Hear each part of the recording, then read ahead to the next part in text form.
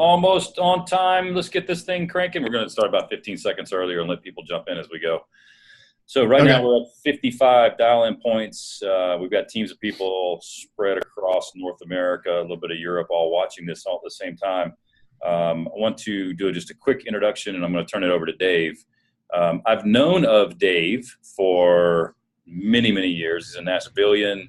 I've read lots of articles. He's been a published author. I've seen lots of information about this guy, and he reached out to me recently and came over, and we spent 2 or 3 hours together at the house chatting about what he was doing and his successes, and then this very elusive thing that we deal with called communications.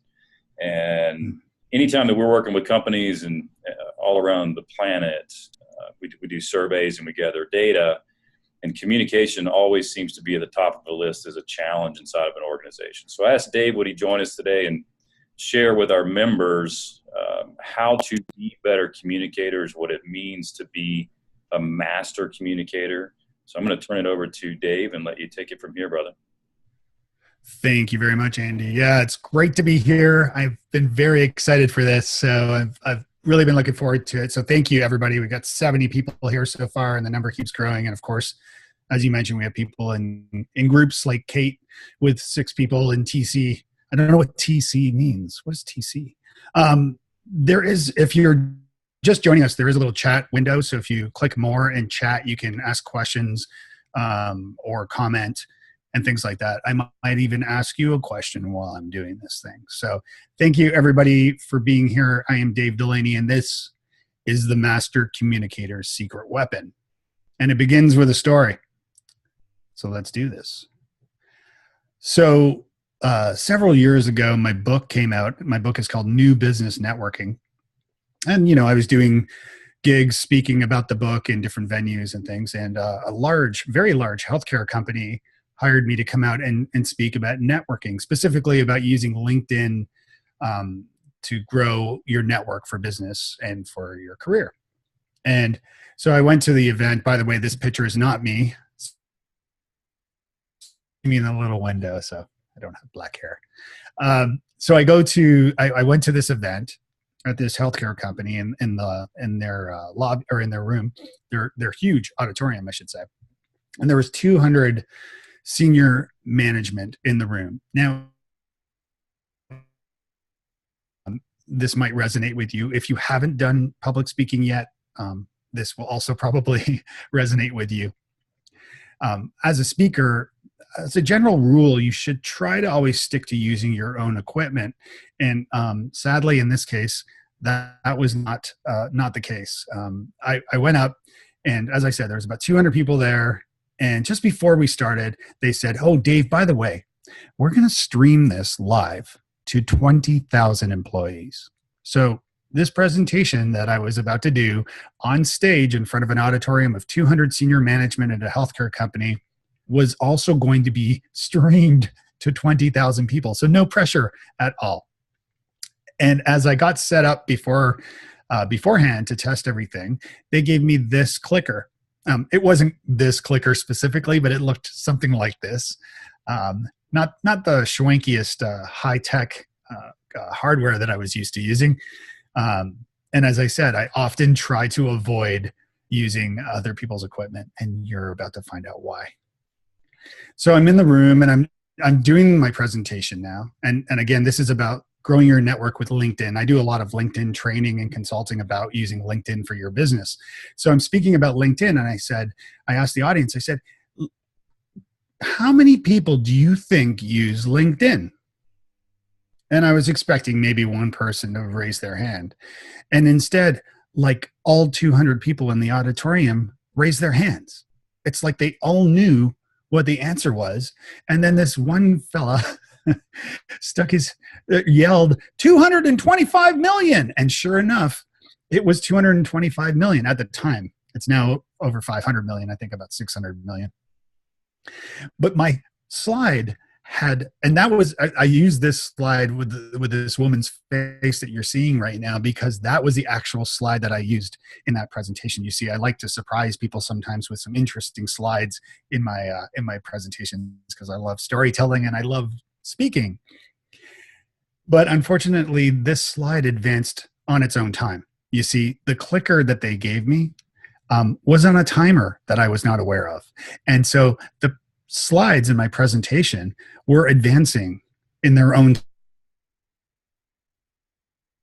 when my slides would advance, which made telling a story like this pretty challenging and just horrific, to be honest.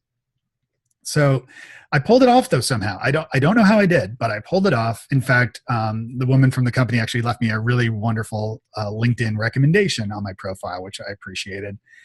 But it was pretty crazy because yeah, my slides were advancing on their own.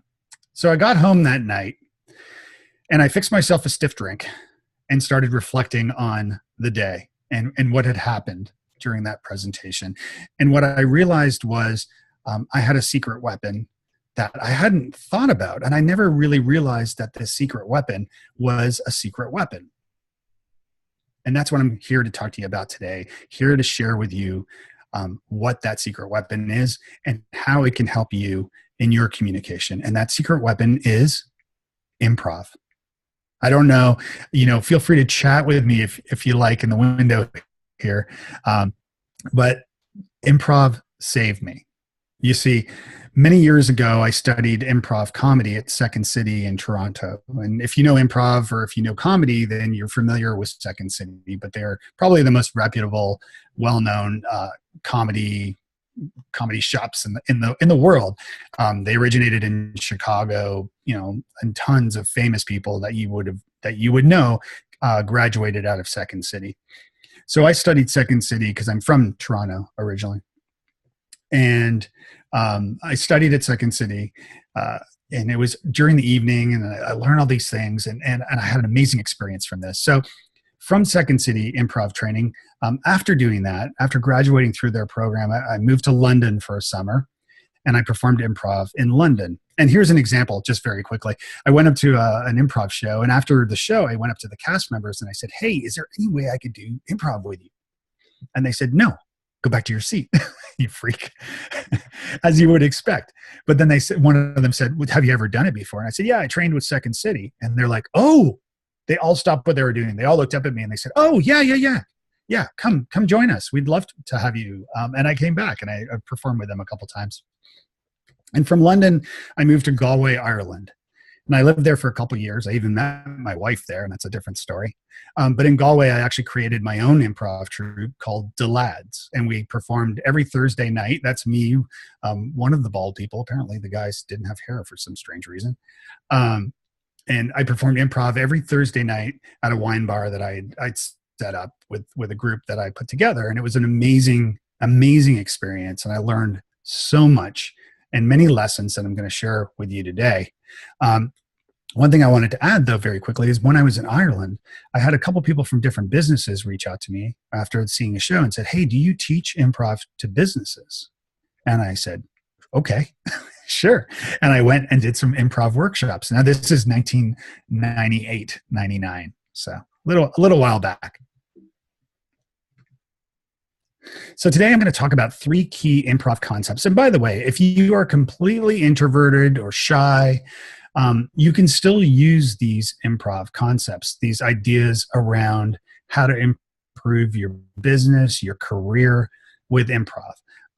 So stay with me. Even if you're like, "Oh, good gosh, no, this is not for me." It is, trust me. If you're pitching investors, if you're meeting your board of directors, if you're talking to clients, if you're talking to prospects, if you're talking to your employees. Side note here, you can also use improv when talking to your spouse. So stick with me, because 3 key improv concepts I'm going to talk about today, the secret weapon, are to lead with acceptance. So you're going to learn how to lead with acceptance. You're going to learn how to be a better listener, and you're going to learn how you should not fear failure. So I hope you guys are excited. I'm going to keep going here. These are the things I'm going to leave you with today. So here we go. Acceptance. Chickens. The first course, and if you've done improv classes before, you might have experienced something similar to this. It was a little crazy, but I'll explain. When I did my first course at Second City in Toronto, this was in the evening after work, and I was in a room with about 30 other people, and everybody was wearing their work clothes, kind of, button down shirts and slacks or dresses from the office, that kind of thing. And so we'd all come from work to take this class. By the way, nobody knew each other, with a few exceptions, but most people didn't know each other. So imagine this, you're standing in a room with about 20, 30 other people, all taking an improv class, and the improv teacher tells everybody to act like a chicken and walk randomly around the room. And straight away, I'll tell you that some people did not show up for the next class the next week, I assure you. They were pretty freaked out about the whole situation, but you had to do it. You had to walk around like a chicken. So that's what we did. We were clucking around. We had our elbows in, tucked in, kind of crouched down, walking around aimlessly, moving our necks and our heads, trying to do our best chicken impersonations. And it was, I will be the first to admit, it was extremely awkward. But it taught us something. And it's a fundamental rule of improv. And it's a fundamental rule of part of the secret weapon. And it is the rule of yes, and you probably might have read about this before. There's growing articles, many stories about how improv can help communication, does help communication, and it's using yes and to do this. So, for example, when there are two actors on stage in an improv scene, one of the actors receives an object. So, the people in the chat room right now, just chat me any object, any random object. Umbrella. Thank you. So let's say I have an umbrella. Pencils good too. Let's say I'm holding an umbrella on the stage. Of course, it's invisible, right? So I'm holding the umbrella, and the other actor comes in. Now, this is part of that what we learn in improv is to accept and then move on from there and to grow the scene. So you say yes and. So you start the scene. I come out with this umbrella, and I say, I've got this great umbrella. And the other actor says, and you have to start every sentence with yes and. So the other actor says, yes, it looks like it might rain today. And I say, yes, and there's enough room for you to come under if you need it. And the other actor says, yes, and it's going to start pouring any second. And I say, yes, and I better open it. And I open it up, and the other one says, yes, and I'm getting wet. I've got to get under there. And they come and they climb under the umbrella with me, and we continue the scene. So by saying yes, and you accept and you move the scene forward. Now, picture this in work. I once worked for a company, and I'm in the boardroom. I just started there, and the CEO's there, and the CEO asks anybody if they have any ideas for something. And I had this idea. And so I kind of timidly put up my hand, and the CEO looked at me and said, "What's your idea, Dave?" And I explained this idea that I thought was a pretty good idea.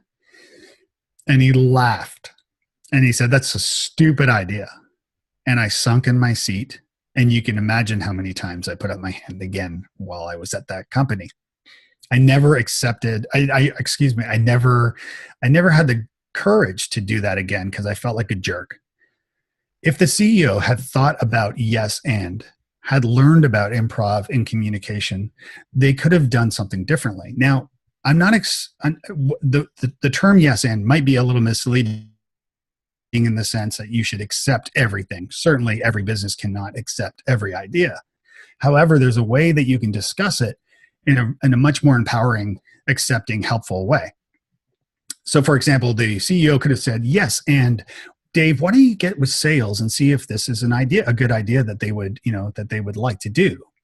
Or yes, and let's hold on that idea until Q1 and revisit it then when budgets are properly allocated and we can, we have the time and energy to discuss it again. Or yes, and let's talk about it after the meeting and see what other ideas we could come from that. Or yes, and let's do it this way. Or yes, and let's do it that way. So for example, with all those examples, he would have made me feel empowered. And even if the idea didn't come to fruition, I still would have felt really good about the whole experience. And I bet some of you are feeling this way too in some of the experiences that you've had. And I hope that you're thinking about how you can use this with your own staff, with your own team, with your own prospects. For example, with a product, and you say, hey, can you do this?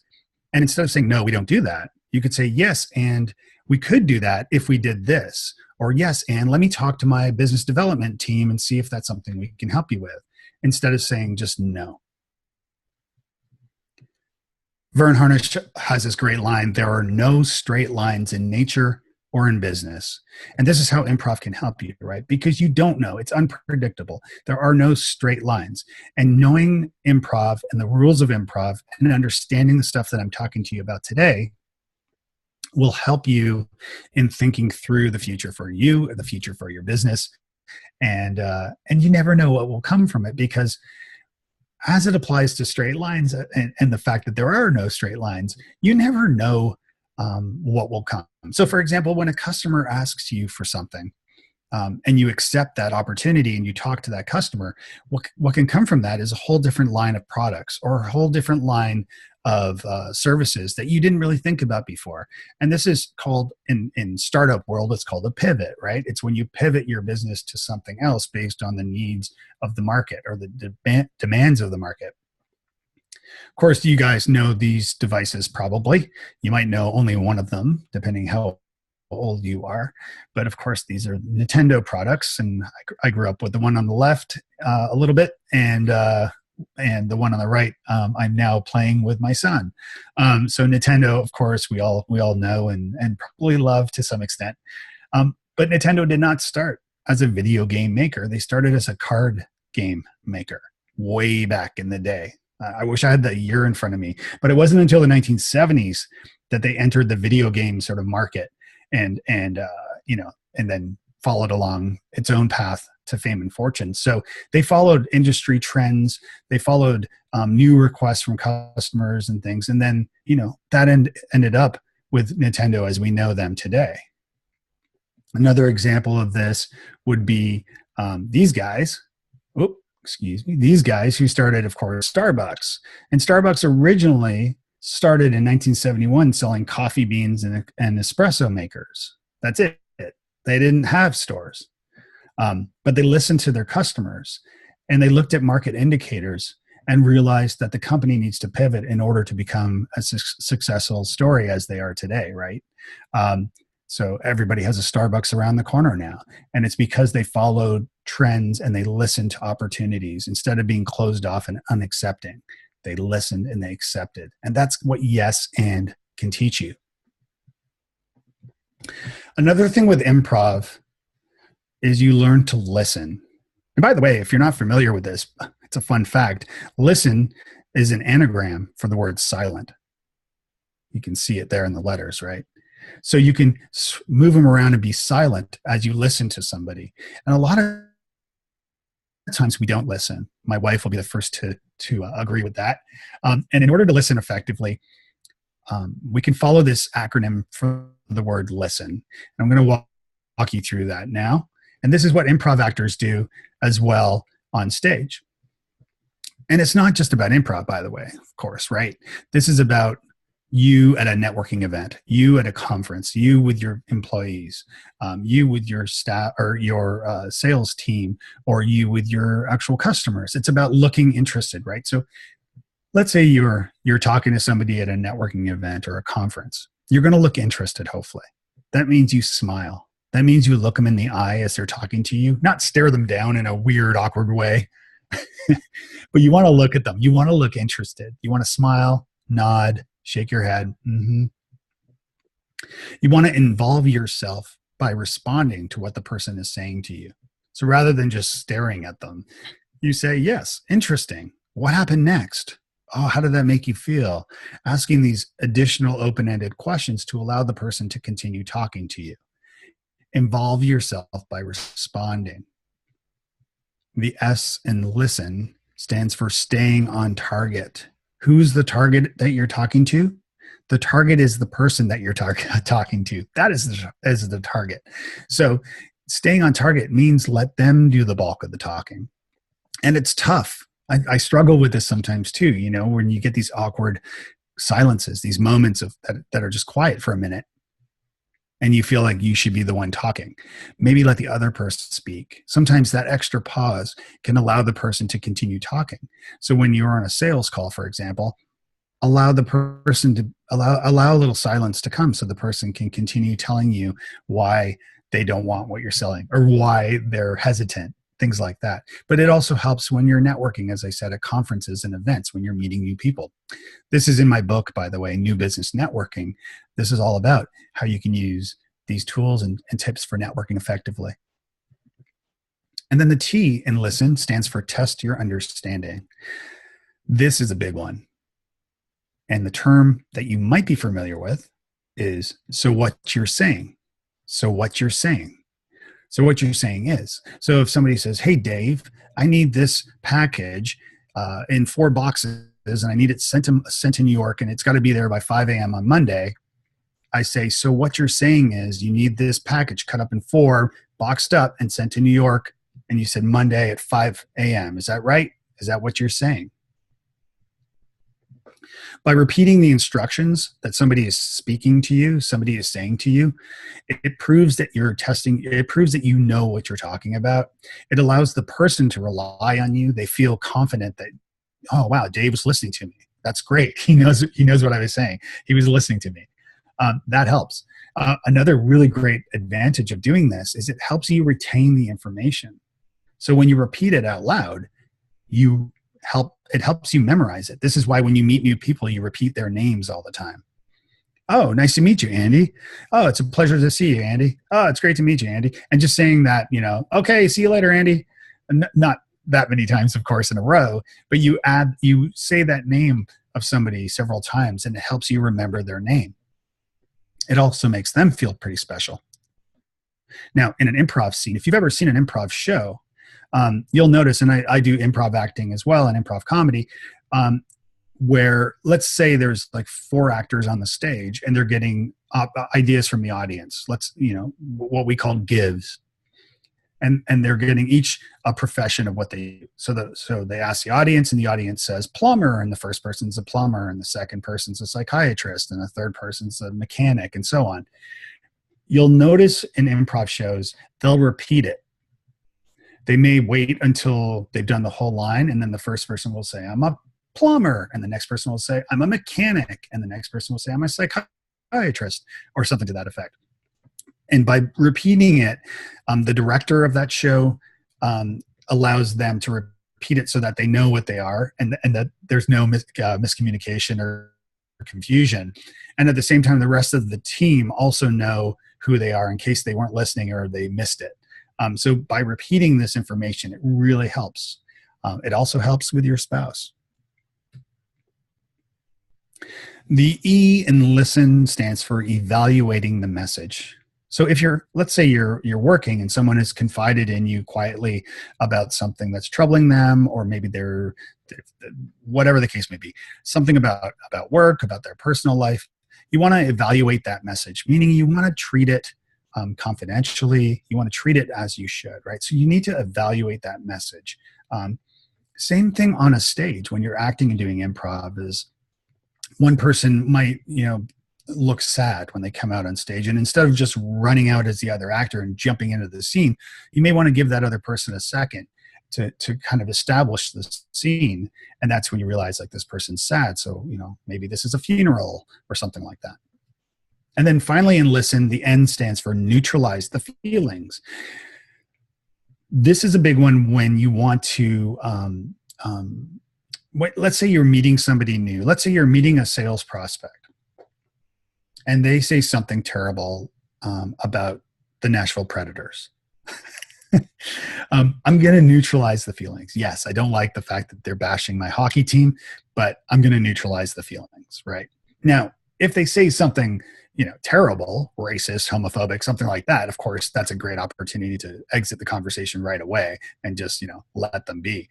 But neutralizing the feelings means to just, accept that different people are different and have different opinions, and you've got to kind of accept that. So, and the same thing goes with, neutralizing the feelings when you're up on stage doing improv. And again, I'm not suggesting that you all start doing improv, but this stuff is all applicable to the work that you do every day. Many people only know improv from the TV show Whose Line Is It Anyway? And Whose Line Is It Anyway is a great example of improv if you want to see it as performed by, actors. There's lots of great games, lots of audience interaction. It's always very funny. But here's the thing about improv, about Whose Line Is It Anyway, is the show is edited. The show is edited so that the best scenes are seen. And with improv, that's not exactly genuine, because with improv, you fail a lot. You're up on stage. You may say something that's not that funny. You may have another actor who doesn't understand what you said because they weren't listening. Anything can happen. That's part of improv. It's also part of life. So you have to embrace failure. You have to expect it. And by doing improv, that's what kept me up on that stage that day that I was, that my slides were advancing on their own. I could have easily run off the stage screaming, or, just collapsing right there, or just freezing on stage. And that, these things can happen. And with improv, you learn to accept failure. You learn to expect it even. And you hear lots of great quotes about failure. And this is one of my favorites from Albert Einstein: a person who never made a mistake never tried anything new. So if you're not making mistakes, if you're not failing, then you're not trying new things. Now, I'm not saying to, go out there with the whole ambition to fail. That's ridiculous. You don't want to fail. Nobody wants to fail. But if you're not trying new things, if you're not thinking outside of the box, as the old cliche goes, if you're not doing this stuff, then you're never going to advance. You're never going to learn anything new. So you've got to fail. When it comes to improv, I think a lot about jazz music. And if you like jazz, if you've ever watched a band perform jazz, then you'll notice that there's so much improvisation in jazz. But it's the communication they are able to do with one another that allows them to be coherent and sound great together. And so this would be an option. Like, picture yourselves in a sales call, and there's two of you representing the company. You can look at one another and just read somebody from their eyes to know, like, maybe you should shut up and let the other person keep talking, or, maybe you should adjust your price, or whatever it may be. This is applicable in improv, especially, and in jazz music, because you'll notice that, like, let's say the saxophone player is doing his solo. He might turn to the drummer and kind of give them a look, indicating that it's the drummer's turn to take over now and do a solo. And so they do the solo. And so if they are listening to each other, and if they are, making eye-to-eye contact and listening with their eyes even, they can know that it's okay, and to proceed, and not to fear that failure. Another good example is punk rock. Henry Rollins here, the old lead singer of Black Flag, is a huge proponent of improv. In fact, one of my favorite lines of his is, "For the last 30 plus years, I've been doing one long, uninterrupted improv." And that's the thing with punk bands, right? A lot of it is improvised. Yes, the songs are established. Yes, they rehearse and get them right. But once you get to a venue, you never know what's going to happen. Somebody might do something crazy, in the audience, or throw something up on the stage, or, the venue may end up being way smaller than it was supposed to be, or way bigger than it was supposed to be. Remember Spinal Tap, that scene in the the airport hangar? That's such a great scene. But you've got to improvise, and you've got to go along and go with the flow, and not fear failure. If you want to get ahead, you work on your improv skills. That's a Wharton College quote. And the more that if you Google the words improv and business, and search news, you're going to find tons of different stories. And it seems to be getting more and more popular these days of why improv is just so important and such a great thing. The next thing you want to do with improv is accept. And what I said before about accepting it, the chickens is the good example of accepting the fact that you've got to do it.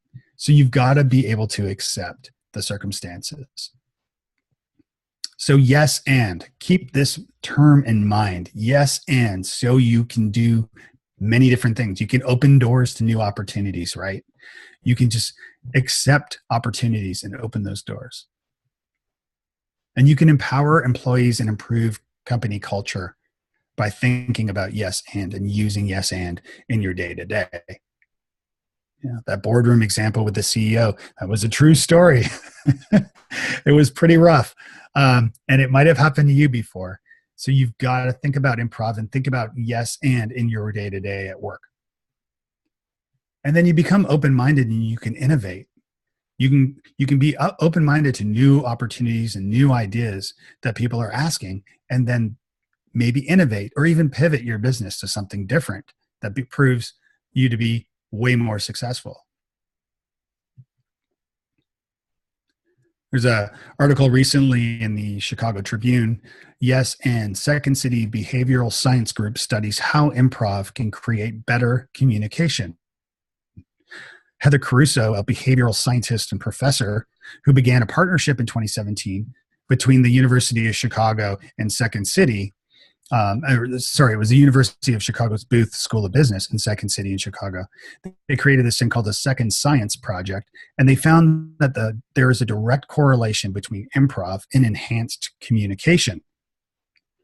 And one of the participants said, I really like the theory of improv and how you can think about the interactions between people. The better you are at improv, it seems, the better you are at interacting with people. And I hope you agree. Using improv, we learn to listen better. And why do we want to listen better? Because we want to become a master communicator and meet our customers' needs. When you're looking for new ideas for content to create, or you're looking for new ideas for solutions to provide your clients with, if you have a customer service department, I highly recommend talking to them and asking them, what are the common questions we get? What are prospects concerned about? What's stopping them from becoming customers? Or for our current customers, what are the problems that they're having?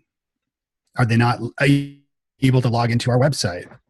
Are they not able to make a purchase because of the software we're using on our sites? Or buying products. I worked at a consumer electronics company many years ago, and we would talk to the customer service department all the time because if there was common questions that customers were having about a specific product, that was an indication that maybe we need to address that. And we would create videos, we would create blog posts, we would create newsletters, FAQs that answer those questions. So we listen better so we can become master communicators that meet our customers' needs. And this is a big one, especially as it applies to networking and dealing with your staff, is making everyone you speak with feel special.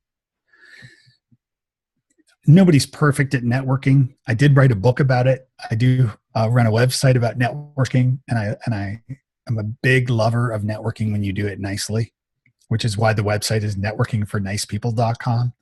But I mean, everybody makes mistakes, and I do too. And so the point is, you really want to try to listen and make people feel like that listen acronym I talked about, make them feel special. And one of the best compliments I've ever had was somebody said to me, I really enjoyed meeting you and talking to you at so-and-so conference. And then they added, you made me feel like I was the only one in the room. That should be your goal with everybody you talk to, is make them feel like they're the only one in the room. In an improv scene, you're up there on stage in front of an audience, but you're working with another actor or several actors together on stage to, row a boat out of danger, or to deliver a baby, or to build a house, or whatever it may be. You're working together, and you need to be listening and interacting with your other actors, just as you would with your sales team, with your marketing team, with your HR team, and make everybody feel special that way. And of course, who doesn't love new business and revenue, right? You can develop new business and revenue from listening to these ideas, listening to these challenges, these problems. If customers are having problems, maybe it's about building the solution. And maybe that solution that you've built becomes a product or even a company on its own. These things happen all the time. So as you're listening better, you're going to find new opportunities and new ways that you can develop new business and revenue. This teaches us to be confident, folks. You know, not fearing failure will make you feel confident. And you don't want to fear failure also because you know you want to become a nonconformist and original thinker. You want to work with nonconformists and original thinkers. You don't want to be having pushback from people or anything like that, but you want your team to be inspired and be empowered enough to be able to speak up when they have an idea, right? Like the time, as I said, that I had that idea and I raised my hand, and that CEO just made me feel like a jerk. If you're yes-anding your employees, you're going to come up with new ideas. And so you're going to empower them and allow them to maybe think outside of that box, be nonconformists, original thinkers. And that's what you want. You don't want to work with robots, or you would build robots, unless you want to build robots. And you want to become a leader who's admired by their clients, their colleagues, and their staff, right? Obviously, you want this. You want to be admired by your clients. You want them to continue doing business with you. But also you want to build great relationships with them and with your colleagues and with your staff.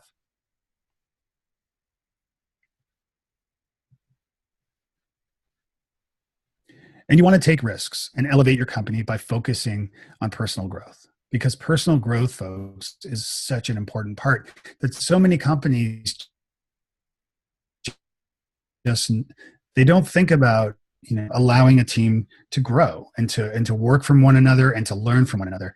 And in the case of using improv in the workplace, this really does empower your team, and it teaches them, how to get better, not just at what they do for a living, but it helps them get better to become better people. I'm sure you would agree with me that if you're listening to your spouse, if you're yes-anding your kids, you're yes-anding your friends, this is going to be, you're going to see the results. You're going to see it firsthand. And not just that, you're going to feel the positivity from it. So your customers, your spouse, your family, your friends, everybody will get, they'll enjoy you more because you're accepting opportunities more. You're being more open-minded. And this helps a lot. And so this is a big part of that personal growth of your company and your team.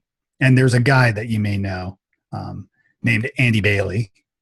And this is a line that I love from Andy. Personal growth-oriented companies are automatically goal-oriented, but not the other way around. So if you're focusing on your goals and you're focusing on the people around you and the communication, of course, this is really what's going to help you. Now, I'm winding this down because I want to be able to interact with you. I want to take your questions. I wanted to allow enough time for you to post questions to me in the chat. So I encourage you to do that now. But I want to thank you all so much. I do run something called the Communication Workshop, the Communication Reboot Workshop. And you can go to communicationreboot.com if you'd like to learn more about that. But I encourage you to email me, dave@futureforth.com. That's the name of my company. Give me a call, send me a text. If you have questions about the workshops that I do with companies and how I teach people and teams how to improve communication using workshops like this. But I do want to open up the Q&A now because I promised I'd allow enough time to do the Q&A. So let's do that. All right. So any questions that you'd like to ask Dave, just post them in the chat there or go to Q&A you want. Dave, I'm sorry I didn't accept. Pardon me? While they're doing that, I've got a quick question for you. Absolutely. In 30 seconds, what is the most effective thing that someone can do inside a business to be a better communicator? The most effective thing that somebody can do to become a better communicator is to repeat instructions, repeat direction or repeat whatever it is that you're hearing from people. So if one of your staff are having a problem and they tell you, repeat it as you're talking to them. It helps you remember it. But your customers may say things as well. And that's a good opportunity for you to repeat it again. Make them feel that they're heard. That's what it does. But it also helps you retain that information so that you can think about it more and remember that exactly what that problem or that concern is. And it's impossible to do that if you're not listening and understanding what they're saying at the same time. That's correct. Yeah, absolutely. You need to be listening. And that gets down to what I was talking about with listening is it helps to be quiet and listen and allow the person that you're talking to do the bulk of the talking. If you feel that like you're doing the bulk of the talking, that's a good indicator that you're not listening. So if you had an instance where you're working with a team member at a company and maybe they come up and say, hey, how do I get this message up to leadership so that leadership will actually listen? And how have you answered that? So a challenge with that is getting leadership on board first with this kind of thinking, which is part of the reason why I'm doing the communication reboot workshops is to help management learn, because oftentimes the problems, while there are certainly problems at the ground level, these problems tend to balloon and become even bigger problems if management don't know. Certainly because they can't address those problems. And so by making yourself presentable and accepting to these concerns of your team, you're able to then address those problems. So, if a person has an issue or has a problem, hopefully they don't get made like to feel like a fool like I did with that CEO that time that I had the idea. Instead, if management are open-minded and listening, then the teams are encouraged to present those concerns or those questions to management so that they can address them. Very cool. So if anyone has any questions, don't be shy. I'm curious with the group if anybody has done improv before or have taken an improv class.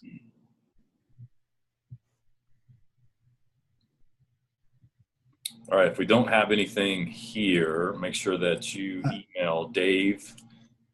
Dave, give me your email address one more time. Yeah, it's Dave at FutureForth. It's FutureForth, FORTH.com. If you guys email me, I'll also send you a little ebook I made that's about this story, sort of reiterates some of this. Now, here's a great question from Daniel. How can you use improv to deal with conflict? That's a great question. I really like that. Well, it depends on what that conflict is, but I believe it's about first accepting that there is a problem. It's about listening to what that concern is. And then by dealing with that conflict, it means being open-minded to come up with new ideas or solutions for that conflict. If a team is thinking yes and management are thinking yes and, the conflict gets put away pretty quickly. It's amazing to see this in work. And I've got great case studies and stories and testimonials from people. In fact, if you go to communicationreboot.com, you can actually see it, some of the testimonials there.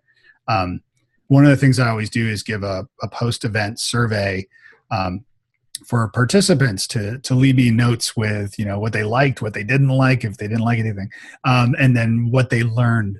And a big part of it is learning that, that you can deal with conflict really quickly if you are open-minded and you're listening and accepting of others. And I like what you said about being able to feed back to them what they've said, which automatically makes you do what you just said, which you have to listen. Right. And even sometimes, you're welcome, Daniel. Thank you. Even if you answer, a concern of somebody, and when you reiterate it, they may hear you say it and feel like, wait, that's not actually what I was trying to say. Hold on a second. And they may say it in a different way or tell you maybe a different angle to their issue. So just by repeating it, it makes them hear it again and think, oh no, oh, sorry, I didn't mean that. I meant this. So that's another way that this can work really well.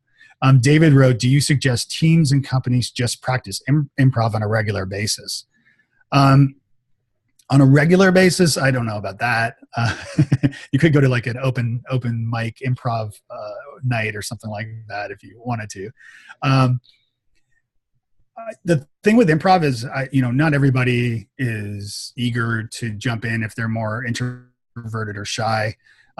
What I do is I bring many years of corporate business to my communication reboot. So what I do is I empower teams first and make them feel comfortable first, because a lot of times that may be missed in a workshop otherwise.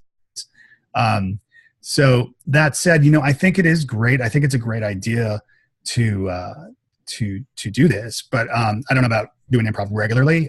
But you could certainly work into like yes and workshops and play a little bit for sure. Kate, any best practices to apply these concepts to written communications if that is your only option for communication? Yeah, that's a good question.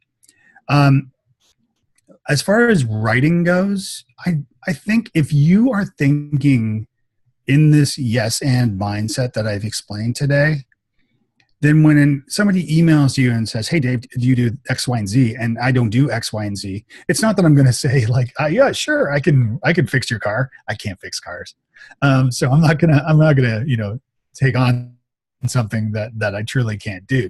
But it may make me rethink that. So I may say, "I can't fix your car, but I can sell you one if I'm selling cars," or I know somebody who is a great mechanic and I can connect you and introduce you to that person. And this gets into more of my networking side of my business. And what I talk about is with networking, you're always finding ways to serve other people first and helping the people in your network. So, by thinking about this, you could say, if you think about yes and, so as you write that email, you say, yes, and while I don't know how to do this, I do know the person that does know, and I can introduce you. Would that help you?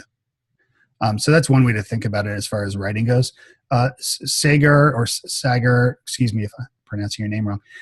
I've done some theater and was at an acting school for a while. That was where I got to know about improv. We called it improvisation. Yeah, and absolutely, it is improvisation. It's just it's just kind of the term that we all come to know and use. One thing that's confusing with improv is because improv is associated with comedy so often, and you think, well, I don't want like a comedy show at my office. I mean, a laugh from time to time is great, but you don't want to like you don't want that. One of the things that I begin with when I explain my workshop with the team is I say, this is not about trying to be funny. Now, the funny comes naturally, and it's way better when it's genuine and it comes naturally, authentically. So I always, because I think everybody has somebody on their team that thinks they're a comedian, and maybe they are hilarious. But it's kind of toning that down a little bit to make everybody feel comfortable. Daniel wrote, "How can you use improv to deal with conflict?" I think I already answered that. Did that come through twice? Yeah. Yeah, you got that one already. You do have an anonymous attendee asked, "Do you have any advice on how to change a company mindset so we won't fear failure?" Yeah, I mean, I love that. My advice would be, beyond, maybe let them play the replay of this webinar today to make them think about this. But I do think that your company will not fear failure so much if you really do think about acceptance and think about ideas around that and around what I've talked about today. And I know I keep going back to yes and, but I think that's a really great exercise to try with your team.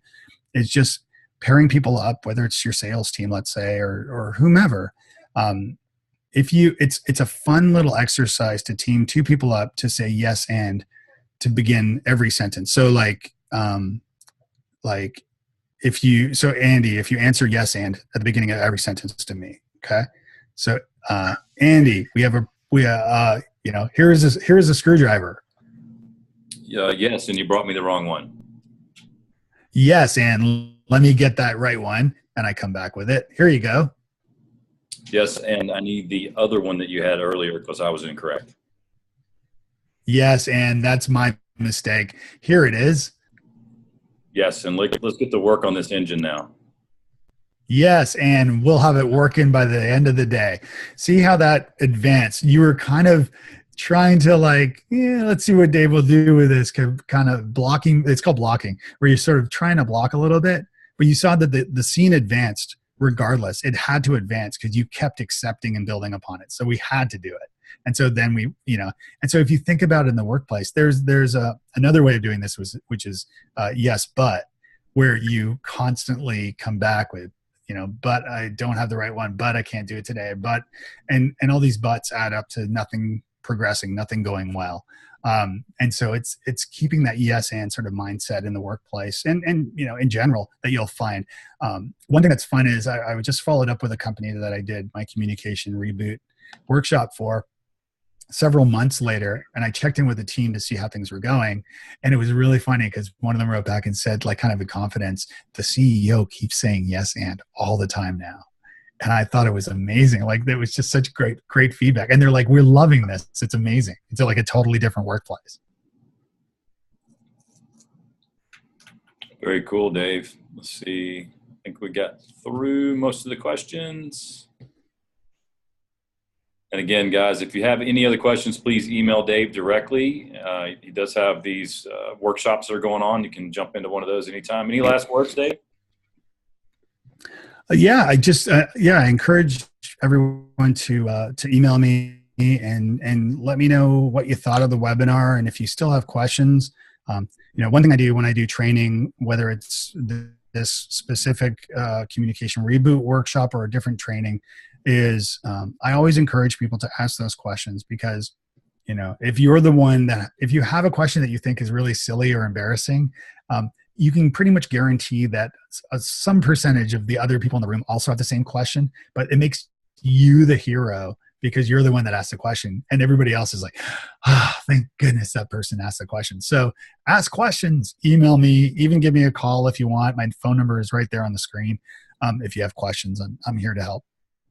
Awesome. Well, Dave, thanks for giving us your time and your wisdom today. We'll be posting this up on the website for future views. It'll take us 24 hours or so to get that done.